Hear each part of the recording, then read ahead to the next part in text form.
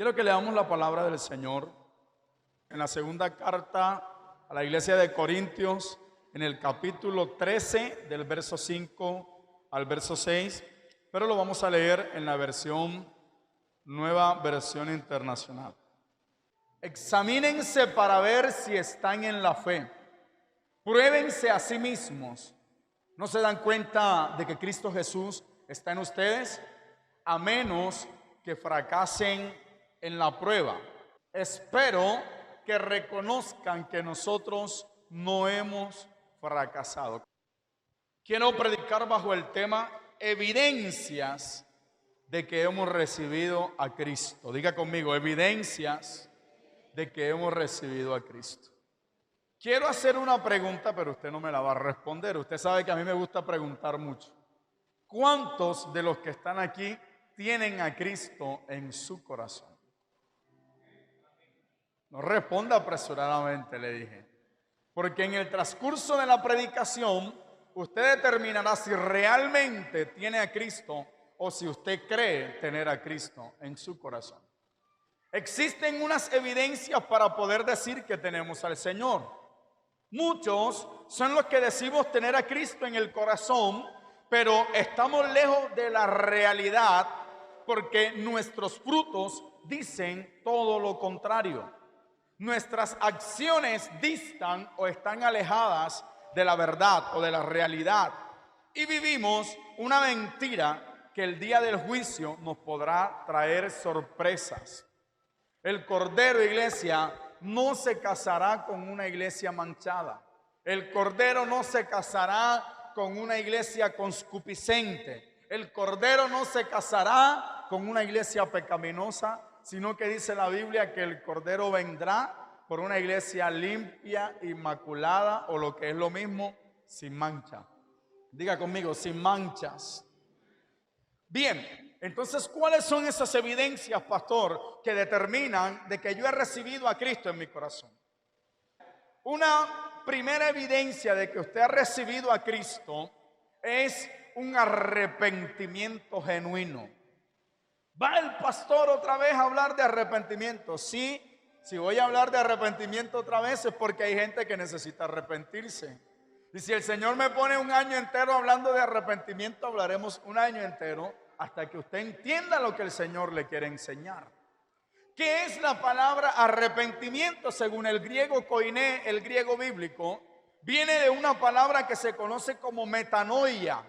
Y la palabra metanoia, que es de la misma palabra o de la misma raíz meta, de donde se desprende la palabra latina o en español que es metamorfosis, que es un cambio de cuerpo, un cambio de morfología.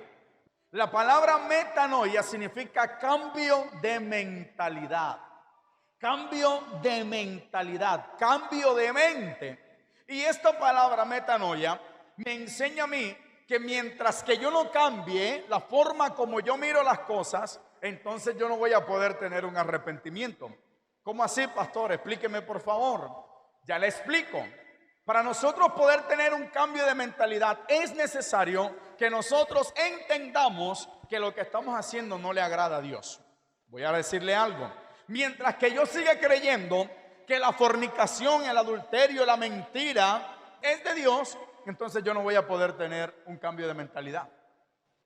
Mientras que yo siga creyendo que eso es bueno, yo no voy a poder tener un cambio de mentalidad. El mensaje del profeta Juan el Bautista era arrepentidos y convertidos porque el reino de los cielos se ha acercado. Pero la pregunta es, ¿cuántos arrepentidos hay aquí esta mañana? ¿Cuántos arrepentidos hay aquí esta mañana? No es que yo tengo simpatía con Dios, tengo simpatía con las cosas de Dios, pero todavía no quiero tomar una decisión. Todavía no quiero arrepentirme. Todavía no quiero dejar a la mujer que no es mi mujer. Todavía no quiero dejar al marido que no es mi marido. Todavía no quiero dejar de estar tirándome canitas al aire que se me pueden convertir en una peluca, sino que sigo pensando que eso está bien. Y queremos que Dios hable a nuestras vidas y queremos que Dios nos respalde y queremos que Dios nos sorprenda, pero no tomamos una decisión radical. Nosotros tenemos que aprender a tomar decisiones radicales en Dios, decisiones radicales en el Señor. Y entonces yo camino hacia ese pecado, y mientras que yo crea que es bueno, seguiré caminando en pos de ese pecado. Pero como el Señor dice, arrepentíos y convertíos, no solamente basta tener claridad en que ese pecado no le agrada a Dios, porque hay gente que se arrepiente pero no se convierte, entonces tampoco sirve el asunto. Porque hay que arrepentirse y convertirse, porque el que se arrepiente y no se convierte es como aquel que tiene un cargo de conciencia pero que no deja de hacer lo malo. Y a su nombre. Entonces, metanoia es cambiar de mentalidad. Dios dice, cambia de mentalidad y conviértete. ¿Qué es convertirse? Convertirse es ver que lo que estaba haciendo estaba malo, darle la espalda y devolverme caminando hacia el Señor. Si usted no hace eso, si no lo ha hecho, entonces usted no me puede decir a mí que es de Cristo. Porque la Biblia es clara cuando dice que la luz nada tiene que ver con las tinieblas. Y si en mí hay tinieblas, la luz que está en el Señor no tiene nada que ver conmigo. Dios te está hablando, Dios te está ministrando, Dios te está de alguna u otra manera enviando señales para que tú entiendas que Él quiere que tú te arrepientas y te conviertas, pero somos nosotros los que no tomamos esa decisión en nuestras vidas.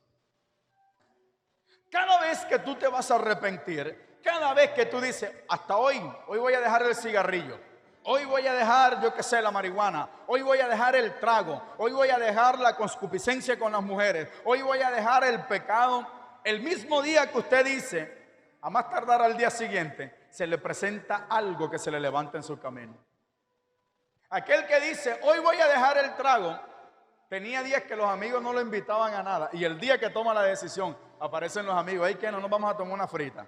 No tengo plata, no te preocupes, yo te gasto. Ese día aparecen los gastones. ¿Sabe por qué? Porque el enemigo no le interesa de que usted conozca o reconozca quién es usted en las manos del Señor y a su nombre. Entonces, hay que arrepentirse, cambiar de mentalidad, pero también hay que convertirse, cambiar de camino, devolvernos hacia el Señor, porque mientras que usted y yo no caminemos en pos del Señor, entonces no vamos a poder ver las bendiciones del Señor sobre nuestra vida. No vamos a poder estar seguros de que somos de Dios, de que Cristo está en mí. Y a su nombre. Entonces, amada iglesia, una evidencia que demuestra que nosotros somos de Cristo es que nos hemos arrepentido y nos hemos convertido. Sin arrepentimiento genuino y sin conversión no podemos decir que tenemos a Cristo. Hay gente que ora, ayuna, vigila, mejor dicho, es una tremenda gente de oración, pero no están convertidos, no están arrepentidos. Y usted dirá, ¿por qué, pastor? Sencillamente porque el espíritu de los fariseos se sigue moviendo en este tiempo. ¿Usted sabe quién oraba más que los fariseos? Casi nadie. ¿Usted sabe quién ayunaba más que los fariseos? Casi nadie. ¿Usted sabe quiénes leían más las escrituras que los fariseos? Nadie. Pero cuando el Señor les hablaba, les decía, ustedes son unas generaciones de víboras, ustedes son una generación de hipócritas. Porque en realidad oraban, ayunaban, vigilaban, yo qué sé qué hacían, pero no se habían arrepentido y no se habían convertido. Hay mucha gente aquí a la que de alguna u otra manera Dios le ha hablado, de la que de alguna u otra manera Dios le ha dicho algo, pero no han querido obedecer, no han querido caminar. ¿Por qué? Porque están enraizados con las cosas del mundo, porque están enamorados, apasionados de las cosas del mundo. Y mientras que no soltemos eso, no vamos a poder ver lo que el Señor nos ha prometido. Anoche hablaba con la hermana Carmen ese asunto del yo declaro, yo decreto, yo establezco. Y con ese yo declaro, la gente cree que se va a llevar el mundo por delante. La gente cree que por declarar ya las cosas se van a cumplir. No. ¿Sabe qué es lo que le da autoridad al hombre y a la mujer de Dios? Tener una vida íntegra delante del Señor. ¿Sabe por qué? Porque cuando tú dices, reprendo al diablo en el nombre de Jesús, el diablo va a temblar cuando sepa que tu vida está sometida a ese nombre que es sobre todo nombre. Pastor, pero si la Biblia dice que ese nombre tiene poder, sí, pero tiene poder en la boca de la gente que está sometida al Señor. Segunda evidencia para estar seguro de que tenemos a Cristo en nuestro corazón: haber nacido de nuevo. Una persona que no ha nacido de nuevo no puede decir que tiene a Cristo. ¿Cómo así, pastor, nacer de nuevo? Nacer de nuevo significa aprender todo lo que el Señor me quiere enseñar. Tiene que desaprender todo lo que aprendió en el mundo y empezar a aprender lo que Dios quiere que usted aprenda, lo que Dios quiere enseñarle. Si usted no demuestra que ha nacido de nuevo, entonces usted no puede decir que es de Cristo. Si usted sigue contendiendo, sigue peleando, sigue haciendo lo que no le agrada a Dios, usted no puede decir que ha nacido de nuevo. Porque el que ha nacido de nuevo ha dejado atrás todo lo que en determinado momento tenía marcada su vida. Hoy tenemos que pedirle a Dios: Dios mío, yo quiero nacer de nuevo, quiero nacer del Espíritu, quiero hacer todo lo que a ti te agrada. Tercera evidencia de que tenemos a Cristo en el corazón: el que tiene a Cristo tiene hambre y sed de la palabra. Tiene hambre y tiene sed de la palabra. Pues ustedes han nacido de nuevo, no de simiente perecedera, sino de simiente imperecedera, mediante la palabra de Dios, que vive y permanece. Esto va agarrado con lo que dije anteriormente: hay que nacer de nuevo, hay que tener hambre y sed por la palabra, porque la palabra del Señor, oiga esto, es la que me va a permitir nacer de nuevo. Cuando uno nace de nuevo, mire, no hay un día que usted no quiera estar metido de cabeza en la palabra del Señor. El que tiene a Cristo tiene hambre por la palabra.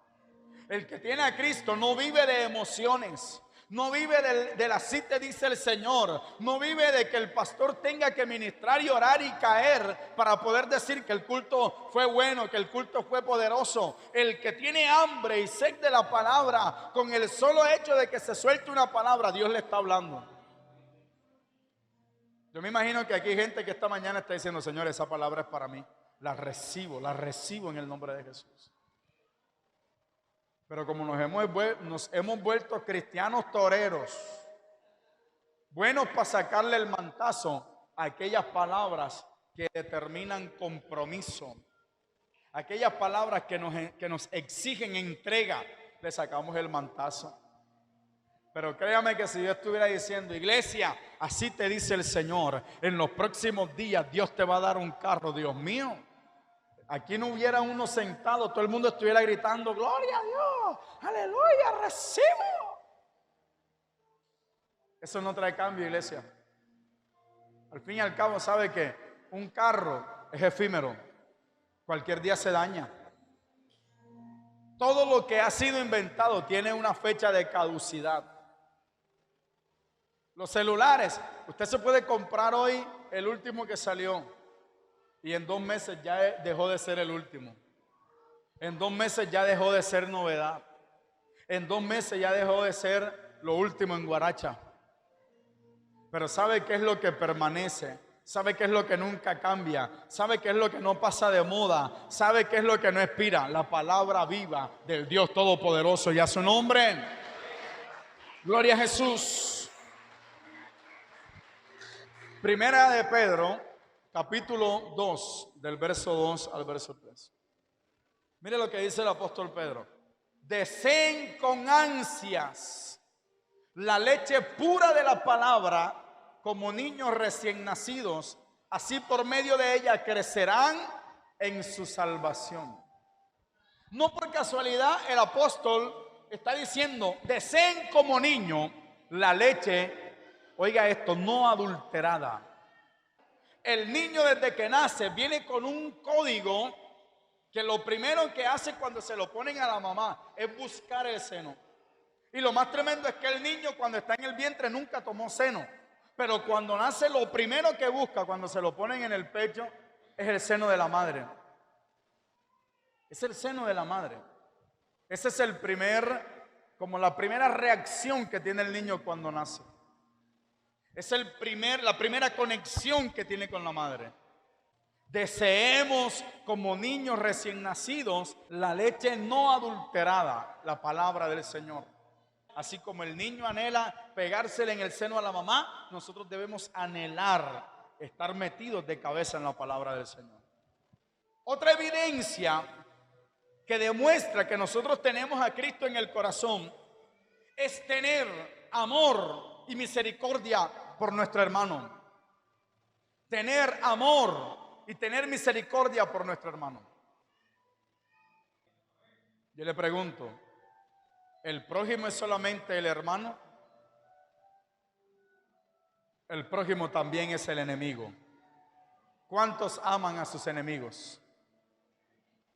Entonces, si usted no lo ama, no puede decirme que tiene a Cristo en su corazón. Porque el que no es capaz de amar a sus enemigos, demuestra que no tiene a Cristo en el corazón. Un hombre sin Cristo jamás podrá amar a su enemigo. Pero el que tiene a Cristo, lo amará. ¿Cuántos dicen gloria a Dios? La Biblia dice que Jesucristo es amor. La Biblia dice que Jesucristo es amor. Y si yo tengo a Cristo, no puede prevalecer mi odio. Si yo tengo a Cristo, no puede prevalecer mi resentimiento. Si yo tengo a Cristo, no puede prevalecer el daño que me han hecho. Porque el amor de Cristo lo cura todo. El amor de Cristo lo sana todo. El amor de Cristo lo transforma todo y a su nombre. Pero es necesario que usted ponga de su parte. Porque si no hay disposición, jamás usted va a poder decir yo soy del Señor. Primera carta del apóstol Pedro, capítulo 1, verso 22. Ahora que se han purificado obedeciendo a la verdad y tienen un amor sincero por sus hermanos, mire la orden: ámense de todo corazón los unos a los otros. Y es increíble que aún en la iglesia todavía hay rivalidades. Aún en la iglesia todavía escucho gente diciendo: es que me cae gordo, me cae gorda. ¿Qué es lo que estamos predicando? ¿Qué es lo que estamos pregonando? ¿Qué es lo que estamos aprendiendo? ¿Qué es lo que estamos enseñando? Y una evidencia de que algunas personas no tienen a Cristo en el corazón es que les importa o les da lo mismo lo que le esté pasando al hermano. Y cuando usted venga a la iglesia y le dé lo mismo lo que le esté pasando al hermano, examínese. Porque ciertamente el día que el Señor venga, con toda seguridad se lo digo, usted no se va con el Señor. Porque el que no vive para servir, no sirve para vivir. Si usted no aprende a preocuparse por el estado o por la situación de los demás, la iglesia está pasando por usted, pero usted no está pasando por la iglesia. Porque en la iglesia lo que aprendemos es a amar. No estamos demostrando que ciertamente el Señor vive en nosotros. Dios quiere que nosotros tengamos misericordia. Si a ti no te duele la situación o el estado de tu hermano, y cuando hablo del estado, no hablo solamente del estado espiritual, hablo también del estado económico. Ahora tiene que preguntarle al Señor, porque hay unos hermanos que son unos juegabobos de primera clase. No sé cómo le dicen acá, unos vivillos que se las tiran de pobres, pero para darle garrote a la iglesia. No. Usted tiene que preguntarle al Señor esos hermanos que de verdad necesitan y que no son unos flojazos, porque hay unos que son unos flojazos, varón. Y eso no es de Dios. Esa gente que usted ve que es fiel con Dios, esa es la gente que vale la pena decir: mira, aquí está esta bendición para ti. Porque sabe uno que no es porque quieren estar en esa situación, sino porque realmente las cosas no se le dan. Entonces, debemos preocuparnos, si tenemos a Cristo en el corazón, por esos hermanos que están en peores condiciones que las de nosotros. El que tiene a Cristo en el corazón no vive en pecado. Primera carta de Juan, capítulo 3, del verso 6 al 9 dice: todo el que permanece en él no practica el pecado, Todo el que practica el pecado no lo ha conocido. ¿Está escuchando, iglesia? Queridos hijos, que nadie los engañe. El que practica la justicia es justo, así como Él es justo. Verso 8. El que practica el pecado, ¿de quién es? No lo está diciendo el pastor Emir, lo dice la palabra del Señor. El que practica el pecado es del diablo, porque el diablo ha estado pecando desde el principio. El Hijo de Dios fue enviado precisamente para destruir las obras del diablo. Verso 9. Ninguno que haya nacido de Dios practica el pecado, porque la semilla de Dios permanece en él. No puede practicar el pecado porque ha nacido de Dios. Primera de Corintios, capítulo 6, del verso 9 al verso 11. ¿No saben que los malvados no heredarán el reino de Dios? No se dejen engañar. No le puedo echar mentira. Usted no puede pagar para que le perdonen su pecado.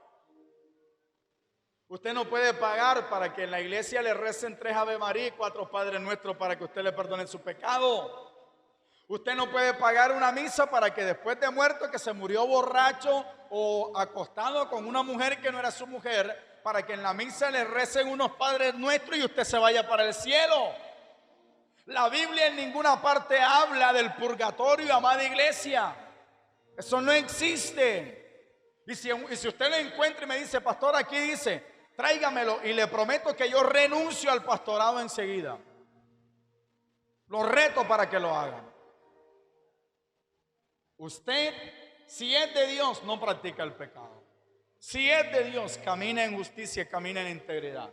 ¿No saben que los malvados no heredarán el reino de Dios? No se dejen engañar, ni los fornicarios, ni los idólatras, ni los adúlteros, ni los sodomitas, que son los que tienen relaciones sexuales con otros hombres o mujeres con mujeres, ni los pervertidos sexuales, ni los ladrones, ni los avaros, ni los borrachos, ni los calumniadores, ni los estafadores heredarán el reino de Dios. Y termina diciendo el verso 11. Y eso eran algunos de ustedes, pero ya han sido lavados, ya han sido santificados, ya han sido justificados en el nombre del Señor Jesucristo y por el Espíritu de nuestro Dios. Entonces, si yo tengo a Cristo en el corazón, no puedo ser nada de esto. Esta es otra evidencia. Y por último, el que tiene el Espíritu de Dios, el que tiene a Cristo en el corazón, oiga esto, el mismo Espíritu le da testimonio de que es un hijo de Dios. Romanos capítulo 8 del verso 14 al 16. Porque todos los que son guiados por el Espíritu de Dios son ¿qué? Hijos de Dios. Todos los que son guiados por el Espíritu de Dios son hijos de Dios. Y ustedes no recibieron un espíritu que de nuevo los esclavice al miedo, sino el Espíritu que los adopta como hijos y les permite clamar Abba Padre. El Espíritu de Dios es el que nos permite decir, Señor, tú eres nuestro Padre. El Espíritu de Dios es el que nos permite decirle a Dios, Dios mío, tú eres nuestro Padre. Por el Espíritu que ha sido puesto en nosotros podemos decir Abba Padre. El Espíritu mismo le asegura, oiga esto, el Espíritu mismo le asegura a nuestro espíritu que somos hijos de Dios. Entonces, si el Espíritu no le ha dado testimonio de que usted es hijo de Dios, preocúpese y comience a examinar su vida y a mirar qué está haciendo con ella. Y a su nombre. Y quiero terminar. Búsquenlo mientras se deja hallar. Llámenlo mientras que aún contesta, porque vendrá un momento en que ya no habrá nada que hacer. Entonces, hermanos, evidencias que demuestran que tenemos a Cristo en nuestro corazón.